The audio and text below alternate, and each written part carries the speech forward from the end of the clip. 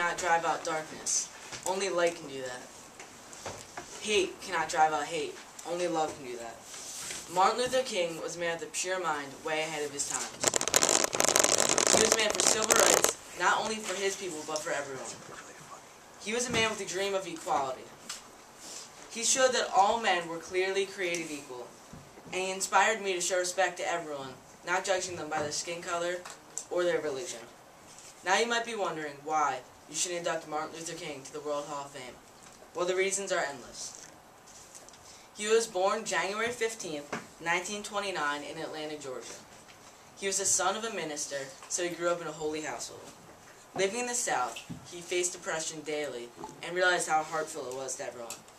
He attended Moorhead College and graduated at the early age of 19 years old with a degree in sociology.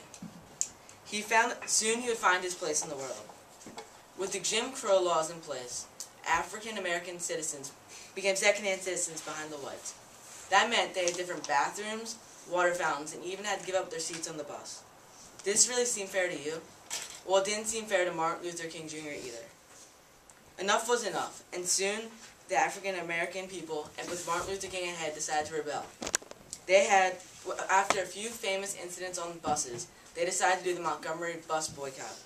This was where a lot of African Americans decided to not ride the buses anymore. This lost the bus companies a lot of money and showed that they were willing to rebel. Although the laws did not change right away, they kept trying. In 1963, change was about to come. Famous marches were organized, and thousands of people, white and black, marched hand in hand through Washington, D.C. In front of the Lincoln Memorial, Martin Luther King gave a speech that electrified the crowd. Above all, he was a man who taught equality, not only for his race, but for everyone. In his eyes, everyone breathed the same air. For his bravery, he was awarded the Congressional Gold Medal. This medal is for the biggest influence on the United States for that year. He was the first African American to win this coveted award. Although he won this award, no award can really measure up to the influence he had on the American people. Unfortunately, on April 4th, 1968, Martin Luther King was assassinated by James Earl Ray. He was a man of courage, equality, and peace. Every year there's a national holiday remembering Martin Luther King and the great things he has done for the United States. It is a shame that he was killed. He was a man with a dream.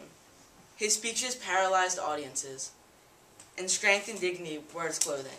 Those are the reasons why you should induct Martin Luther King to the World Hall of Fame.